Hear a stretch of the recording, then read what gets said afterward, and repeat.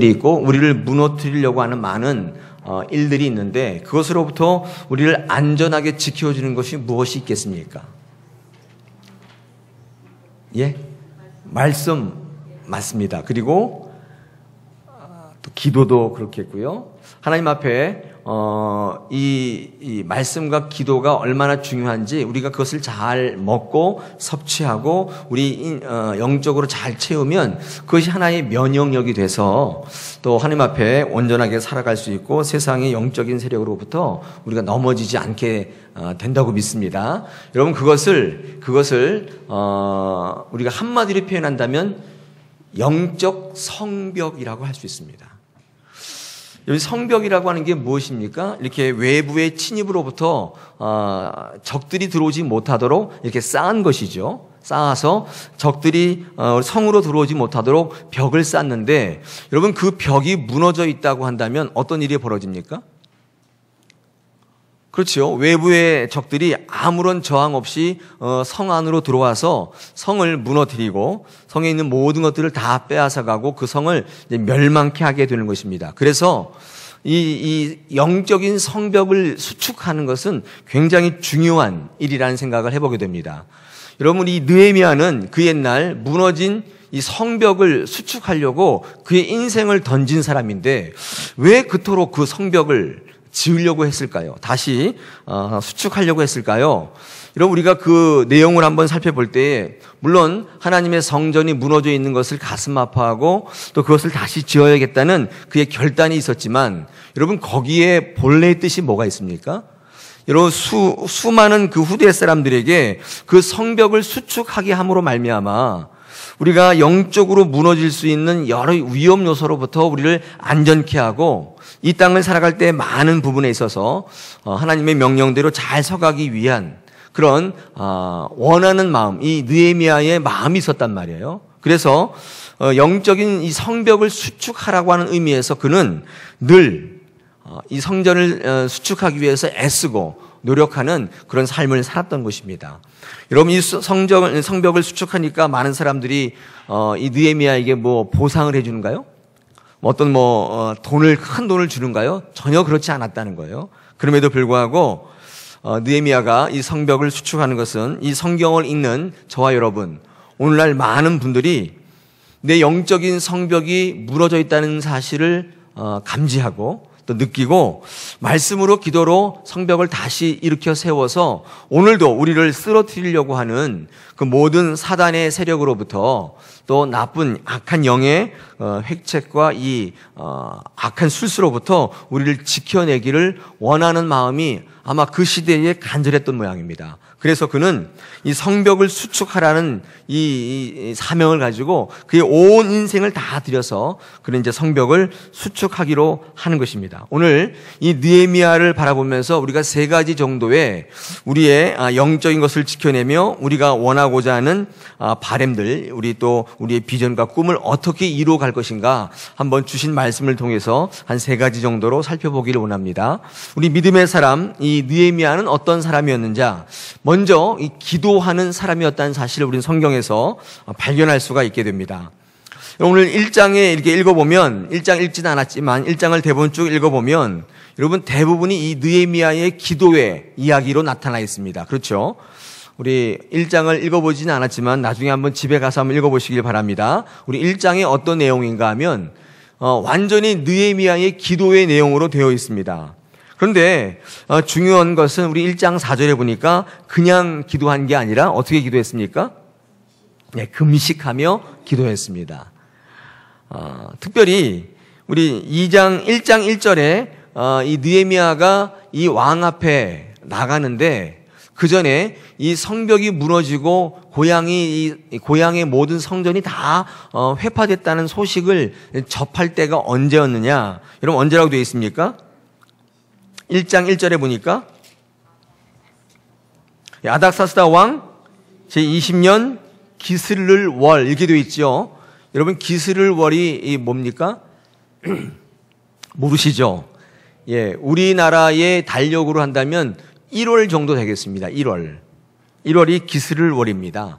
그런데 우리 2장 1절에 가보니까 2장 1절에 지금 이 왕 앞에 나갈 때가 지금 언제라고 되어 있습니까? 예, 왕 20년 니산월이라고 되어 있습니다. 니산월은 우리나라 양력 달력으로 하면 4월 정도 되겠습니다. 4월. 그러니까 이 느헤미야가 금식하며 기도한 기간이 얼마인가 하면 4개월 정도 되겠죠. 성경은요, 이례적으로 이 느헤미야가 기도하고 나갔던 기간을 이렇게 명확하게 밝히고 있습니다. 그리고 기도를 어떻게 했다고 그랬어요? 그냥 기도한 게 아니라 금식하며 기도했다. 성경에 이 전하고자 하는 내용이 뭐냐면 단발적인 기도가 아니라 어떤 일을 이루기 위해서는 이 느헤미야가 기도의 기간을 설정하고 지속적인 기도를 했던 사람이라고 성경은 우리에게 전하고 있습니다. 그럼 기도할 때 가장 중요한 요소 중에 하나가 이 지속성입니다. 여러분 살아가시면서 어려운 일들이 있을 때에 급한 마음에 기도하러 오시는데 그것도 굉장히 좋은 기도입니다. 그런데 정말 기도가 능력을 가지려면 오늘 성경이 우리에게 얘기하는 것처럼 지속성이 있는 기도이면 참 좋겠습니다. 기도를 짧게 하시더라도 날마다 하는 기도라면 그 파괴력과 그 힘이 그냥 단발적으로 하는 기도보다는 훨씬 강하다는 거예요. 여러분, 하나님께서 우리에게 기도를 이 호흡이라고 얘기하신 이유가 호흡은 지속적으로 하는 것이기 때문에 기도도 호흡처럼 날마다 지속성을 가지고 해야 한다는 메시지를 우리에게 하는 것입니다. 여러분, 지금 원하는 일이 있다면 기도하시기를 바랍니다. 근데 한 번 하시고 마는 게 아니라 어떻게 하신다고요? 지속적으로 시간을 정해놓고 하시면 참 좋을 것 같아요. 여러분, 하루의 시간 가운데에 지속적으로 기도할 수 있는 시간이 언젠가요? 사람마다 다르겠지만 일반적으로 아무 방해 없이 기도할 수 있는 시간은 새벽입니다. 그렇죠? 새벽에는 드라마 안 하잖아요? 네. 틀면 TV 하긴 하더라고요. 새벽에도 하긴 하는데, 케이블 TV 틀면 하긴 하는데, 기도할 때 가장 좋은 시간이 새벽이에요. 왜냐하면 그때는 전화도 잘 안 옵니다. 그리고 방해하는 사람도 없어요. 요컨대 여러분이 어떤 일을 이루실 때에 그 강렬한 희망만큼이라 여러분이 결단이 있다면 새벽에 일어나서 기도하면 여러분이 지금 인생에 고민하는 모든 제목들은 거의 다 해결됩니다. 제가 목사로서 여러분에게 말씀드릴 수 있어요. 여러분이 품고 있는 많은 문제들 가운데 왜 풀리지 않는가? 여러분, 기도가 해답인데 기도하지 않기 때문이고요. 기도를 왜 안 하냐면 지속적으로 할 수 있는 시간대를 확보하지 않기 때문입니다. 많은 분들이 나는 직장 가서 기도할 거야, 나는 전철에서 할 거야. 근데 그게요, 잘 지켜지질 않습니다. 점심시간 때 어떻게 기도합니까? 밥 먹어야지.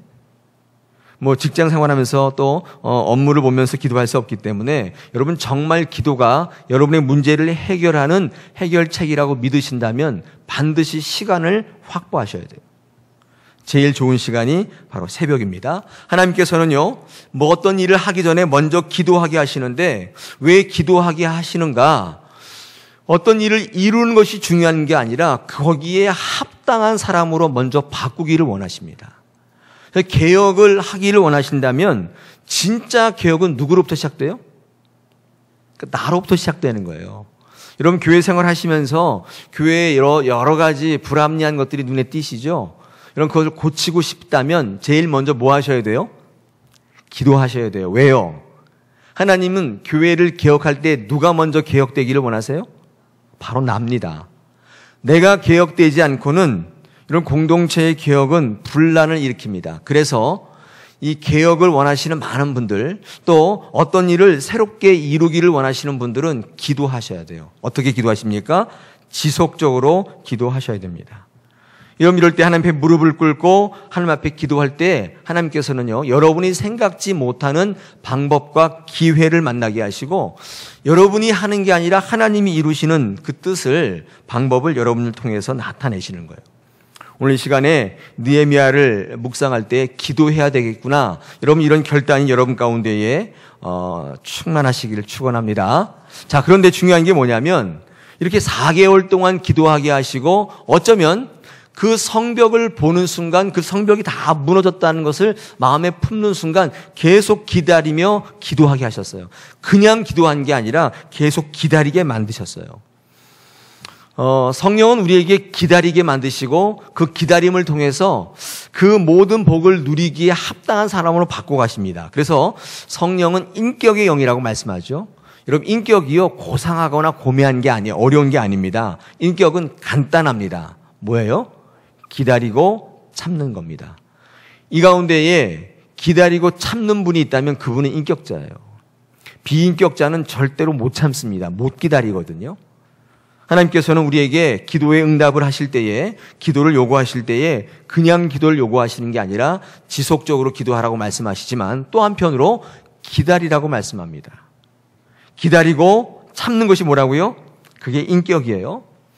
누가복음 18장에 불의한 재판장과 과부의 비유가 적혀 있는데 거기 예수님께서 이 비유를 들으시면서 이렇게 설명하시죠. 항상 기도하고 낭망치 말아야 할 것은, 이렇게 이 비유를 시작합니다. 여러분, 이 비유를 쭉 읽어보면 내용은 잘 아시잖아요. 이 과부가 이 재판장을 찾아와서 자꾸 조르니까 안 들어줬다가는 내가 너무 귀찮겠다. 내가 제명에 못 살겠다. 그러니까 이 과부의 청을 들어줘야지. 근데 그런 내용입니다.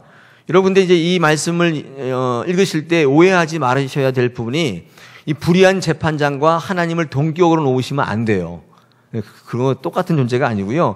누가복음 18장 7절에 이렇게 되어 있습니다. 하물며 하나님께서 그 밤낮 부르짖는 택하신 자들의 원한을 풀어주시지 아니하시겠느냐? 그들에게 오래 참으시겠느냐? 이때 중요한 게 뭐냐면 하물며예요. 하물며.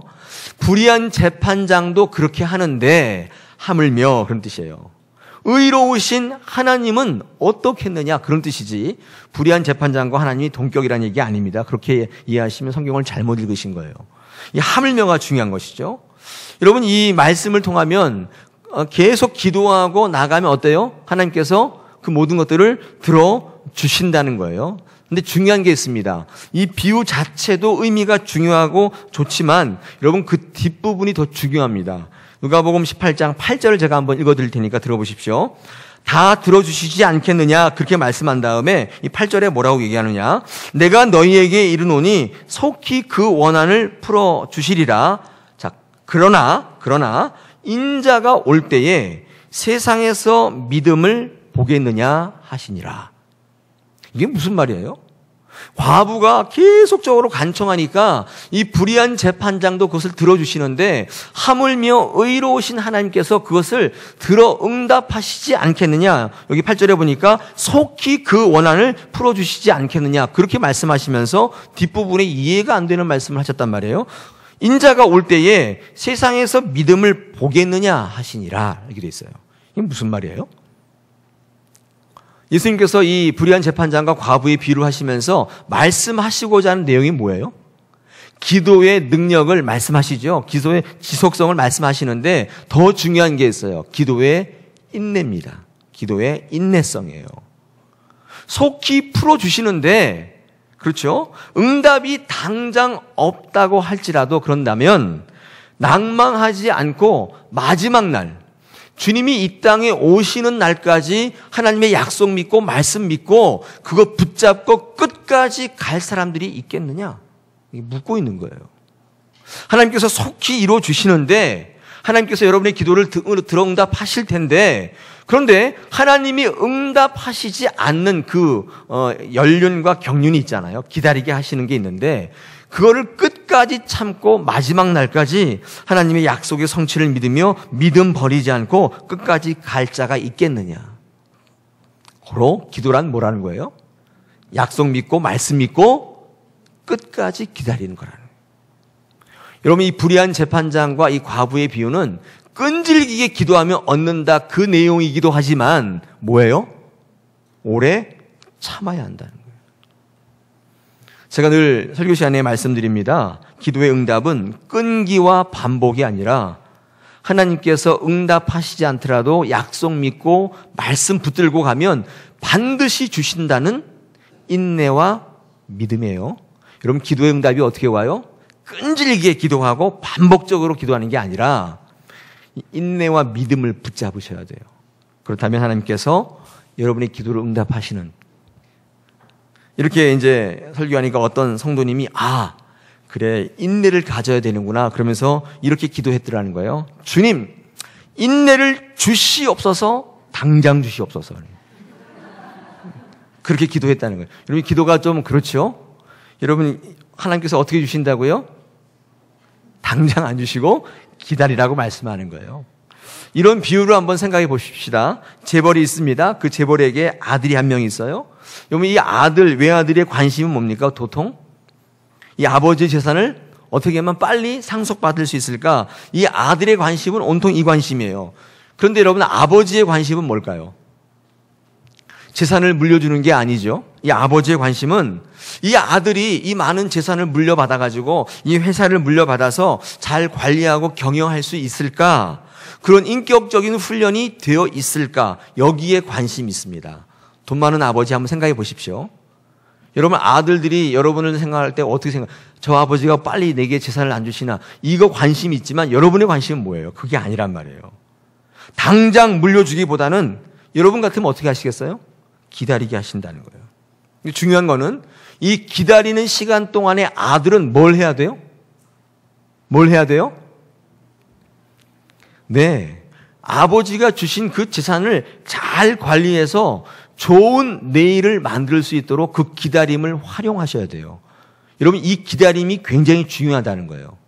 하나님에 대한 약속과 말씀이 없는 분들은 기다림이 없고, 기다림이 없다면 내일이 없어요. 전쟁터에서 이 종군 기자가 이 전쟁터를 누비면서 막 전투를 하고 있는 이 군인들에게 인터뷰를 이렇게 시도합니다. 이게 실제로 있었던 일이라고 그래요.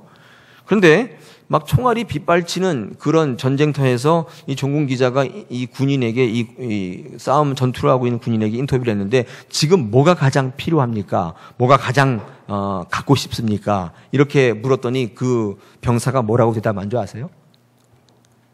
이렇게 얘기했습니다. 딱 3마디 했는데 이게 뉴스위크지를 타고 전체 세계로 타전해서 굉장히 유명한 말이 되었다고 하는데, 이 3마디를 했습니다. Give me tomorrow.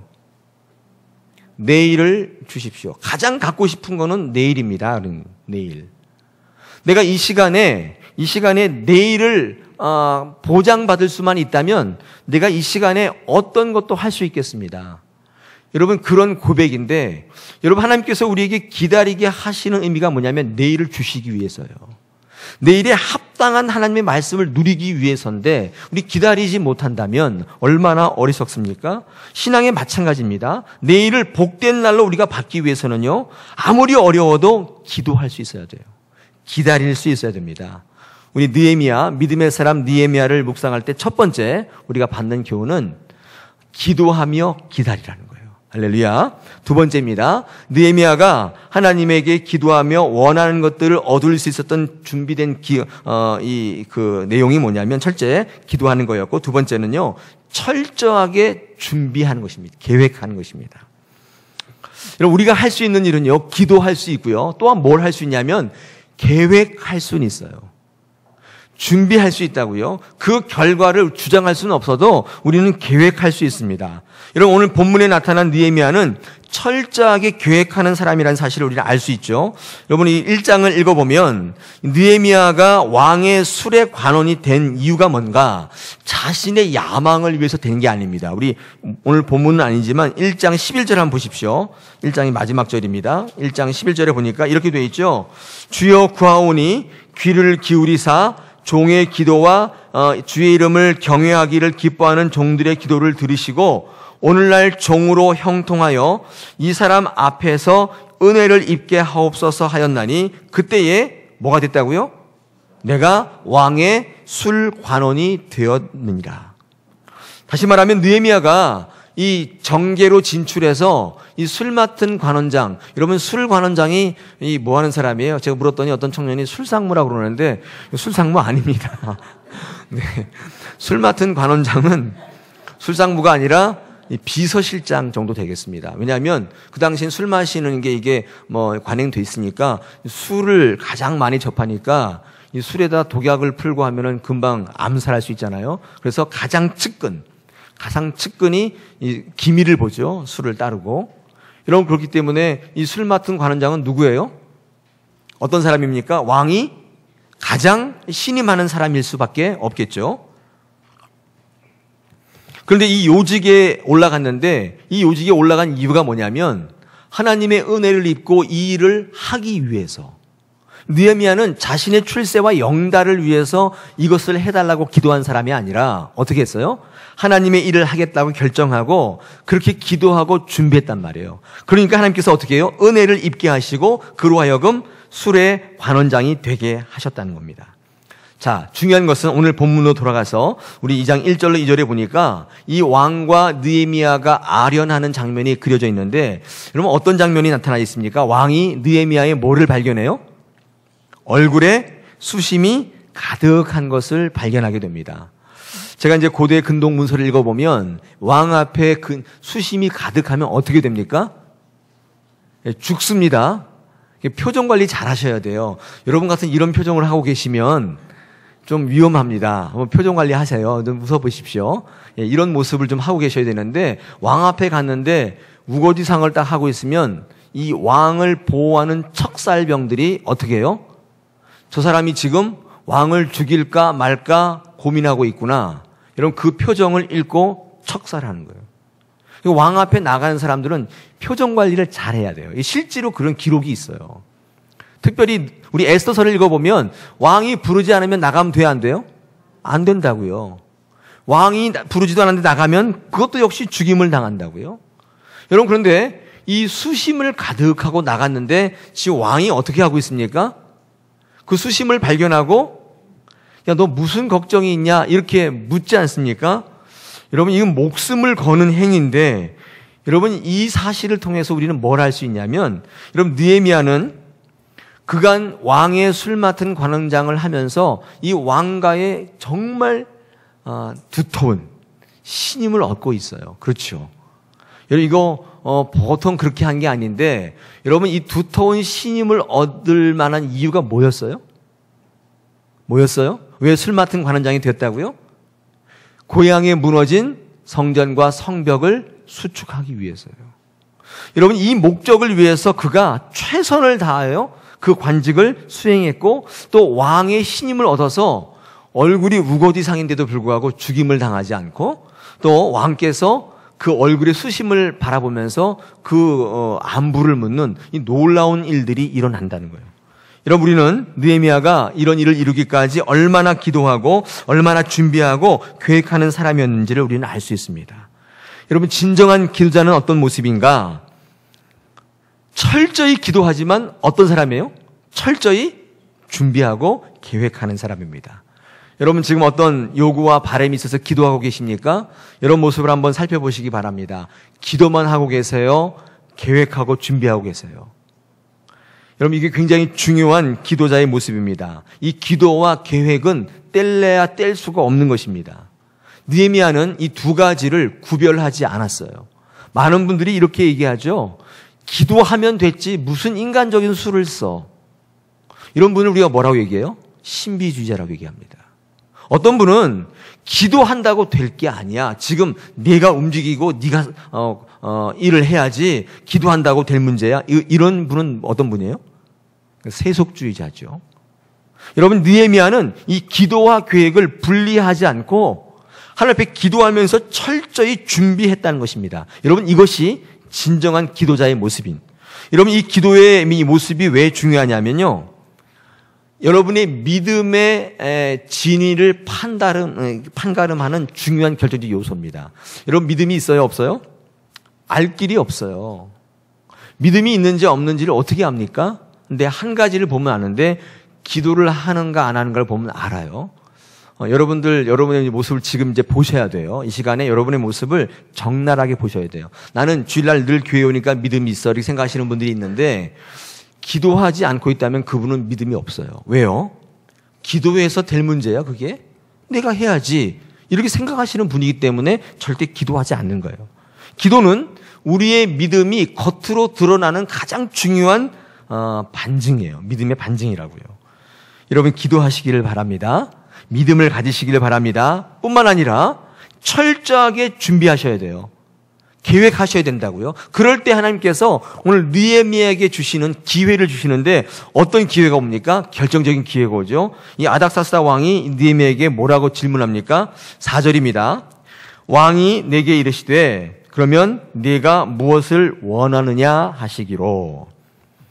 왕이 지금 야, 네 얼굴에 수심이 가득한데 내가 뭘 해주면 되겠느냐? 기회가 온 거죠. 그렇죠?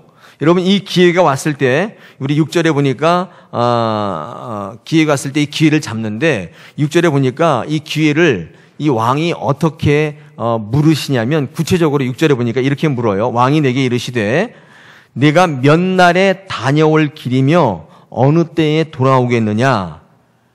내가 기한을 정하라. 이렇게 말씀한다고요. 왕이 관심을 보여서 질문을 하고 기회를 줬는데 그냥 갔다 와 이게 아니라 왕이 지금 뭐라고 얘기하고 있어요? 구체적으로 계획을 묻고 있어요. 제가 이 말씀 묵상하면서 이런 상상을 해봤습니다. 만약에 느헤미야가 이 왕의 이 질문에 한 번도 계획해 본 적이 없어요. 그냥 준비한 적이 없어요. 그래서 이런 대답을 했다고 한번 상상해 보십시다. 왕이 너 언제 갔다 올 거야? 얼마 만에 갔다 올 거야? 물었더니 이 느헤미야가 글쎄요. 근데 거기까지는 내가 생각을 안 해봤는데요. 뭐 대충 한 달 정도? 만약에 여러분 이렇게 대답했다면 왕의 반응이 어떻겠습니까? 왕의 반응이 어떻겠어요? 시큰둥했겠죠. 야, 그러면 다시 가서 생각해보고 와. 그러지 않았겠어요? 여러분 기회가 왔을 때에 하나님이 주시는 기회를 잡는 결정력은 계획과 준비성입니다. 여러분 기도하면 기회를 주시는데 그 기회가 여러분에게 실제 삶에 나타나려면 계획하고 철저히 준비하셔야 돼요. 여러분 8, 9절 보십시오. 느헤미야가 뭐라고 얘기합니까? 장벽을 통과하기 위해서 조서를 왕에게 요구하고 성벽을 재건하기 위해서 소요될 목재들을 구체적으로 요구한다는 거예요. 여러분 그럴 때 왕이 그것을 허락하죠.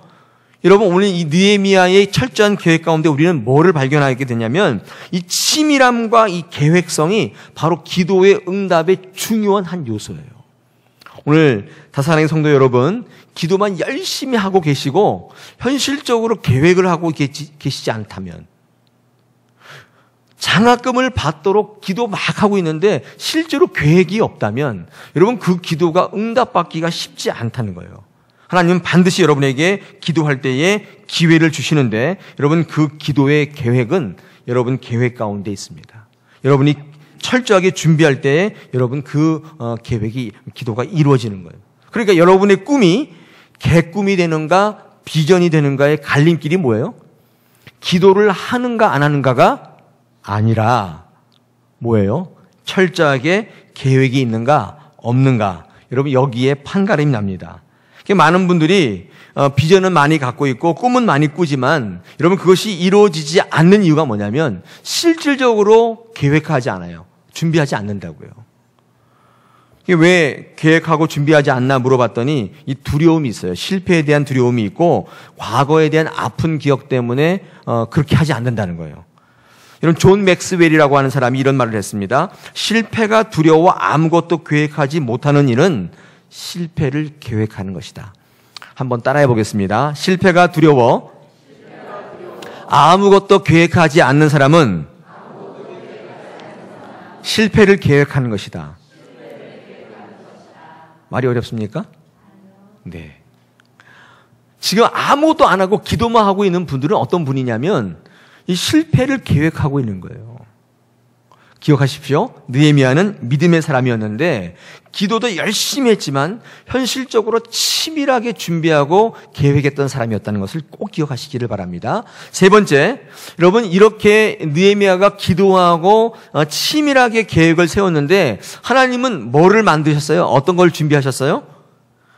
오늘 11절, 19절에 보면 뭐가 준비되어 있냐면 이 느헤미야를 방해하는 세력들을 준비하셨다고요.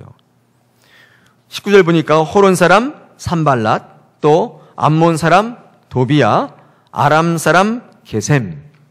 여러분 이제 그 느헤미야가 고향에 와 보니까 포로로 잡혀가지 않는 사람들과 이방 족속들이 섞여서 살고 있었어요. 여러분, 그런데 느헤미야가 와서 성벽을 수축한다고 하니까, 하나님의 일을 한다고 하니까 이방 사람들이 자신의 입지가 불투명해지니까 반대하면서 나타난 거예요. 여러분, 하나님의 일을 하겠다고 나서면 하나님께서는 반드시 뭐를 준비하세요? 예, 반대하는 사람들을 만드시게 되어 있습니다. 근데 중요한 게 뭐냐면, 이 반대하는 사람으로 하나님의 일을 못하게 하실 게 아니라 하나님은 그 일을 더욱더 강건하게 하시기 위해서 이 반대자를 만드세요. 더 중요한 게 있습니다. 여러분과 제가 반대자가 될 수 있어요. 여러분, 이 사실을 꼭 기억하실 필요가 있습니다. 여러분, 어떤 형태로든지 하나님께 기도하고 어떤 일을 계획하시잖아요. 그럼 반드시 뭐가 있어요? 반드시 반대자, 방해자가 반드시 있습니다. 여러분들, 반대자와 방해자가 있으면 오히려 어때요? 하나님 앞에 기도하게 되고 내 연약함을 하나님 앞에 맡기게 되죠. 여러분, 그러므로 말미암아 그 반대자는 나에게 뭘 일깨워줘요? 아, 내 힘으로 할 수 있는 게 아니로구나, 하나님을 붙잡아야 되겠구나 라고 하는 기도의 재인식을 시키는 도구로 이 반대자를 사용하십니다. 여러분, 연약함을 드러내시면 하나님께서 그 일을 더 빨리 추진해 주세요. 이 연약함을 드러내는 게 능력이에요. 많은 분들이 자존심 상한다고 내 연약함을 잘 드러내지 않는 경우 있죠. 이런 경우는 일이 더 꼬여요. 하나님 앞에 내 연약함을 자꾸 드러내시면 그때부터 은혜가 임하기 시작하고 자기 의가 깨지고 하나님의 일을 이루어가는 것을 볼 수 있습니다. 목사도 그렇지 않습니까? 조금 어눌한 목사가 은혜가 되죠. 좀 더듬대고 저처럼 좀 그런 목사가 은혜가 되지, 막 청산유수같이 아주 노련한 목사님 보면 은혜가 됩니까? 은혜가 되신다고요? 네. 저는요, 목회하면서 그런 경우를 많이 경험하게 되는데, 이 연약할 때, 깨질 때, 그때 만신창이가 될 때 하나님의 은혜가 임해요. 앞에 기도할 때도 마찬가지입니다. 떠듬떠듬 기도하는데 그 기도의 내용에 본인이 은혜를 받아서 막 우시면서 기도할 때 전 교인이 다 울잖아요. 뭐 그냥 기도에 막 청산유수같이 미사여구를 써서, 여러분, 그 기도가 좋은 기도가 아니라 항상 내 고백에 들어가 있는 좀 떠듬떠듬하지만 문장은 좀 안 맞지만, 여러분, 그렇게 자기의 연약함을 드러내는 기도가 굉장히 은혜롭지 않습니까?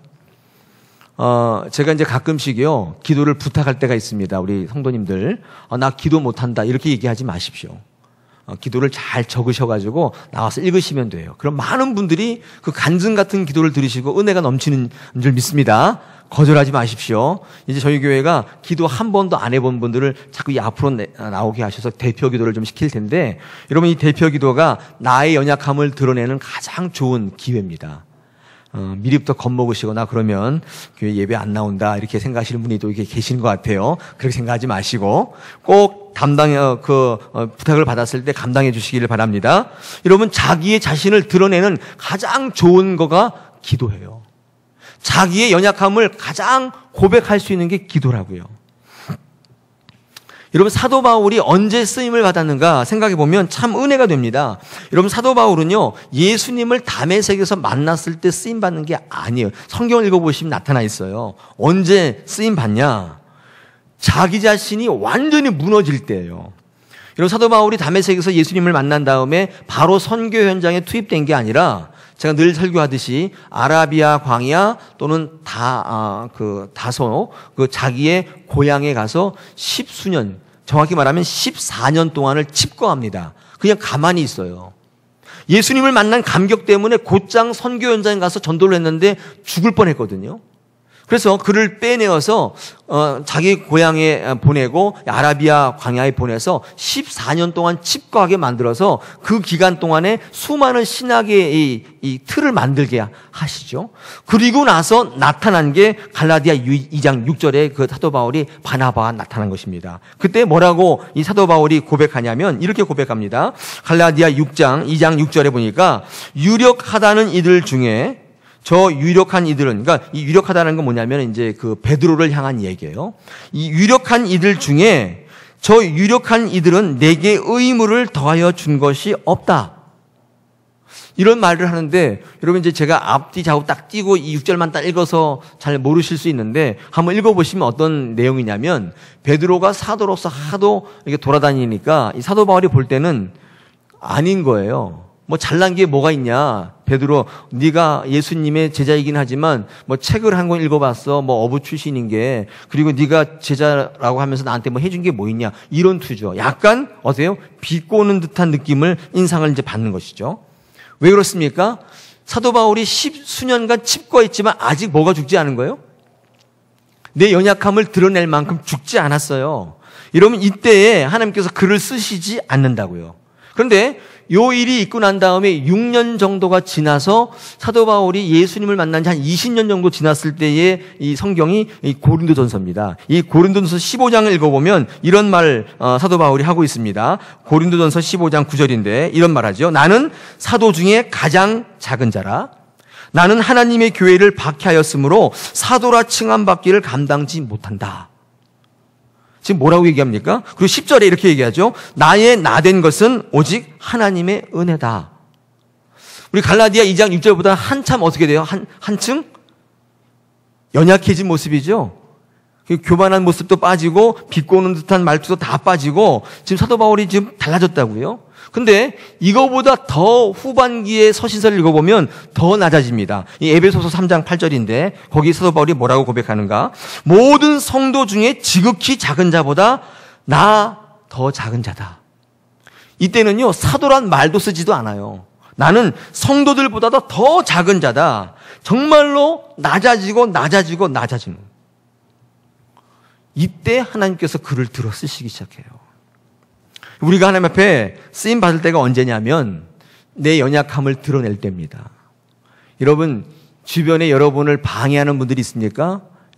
의미가 하나예요. 여러분 기도하심으로 여러분의 연약함을 드러내시고 온전히 하나님을 붙잡으라는 거예요. 그리고 또 한 가지 중요한 게 뭐냐면 여러분이 방해자가 되지 마십시오. 지난 주일에 제가 말씀드렸죠. 항상 모임에는 4가지 부류가 있다고 그랬죠. 기억나십니까?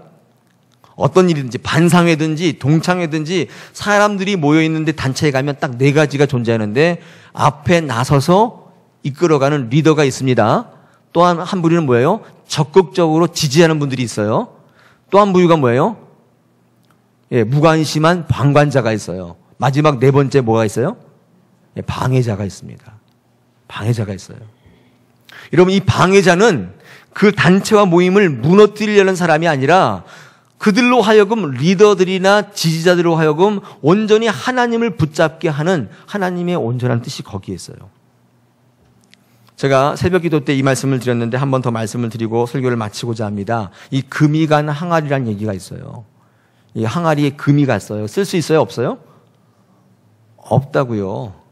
이제 어떤 머슴이 이 양쪽에다 항아리 2개를 메고 물을 길러 쭉 갑니다. 그래서 우물에서 물을 잔뜩 채워가지고 이게 지고 오는데 집까지 다 오면 오른쪽 항아리는 다 가득 차 있는데 왼쪽에 금이 간 항아리는 어떻게 해요? 물이 반밖에 없는 거예요. 줄줄줄 새가지고.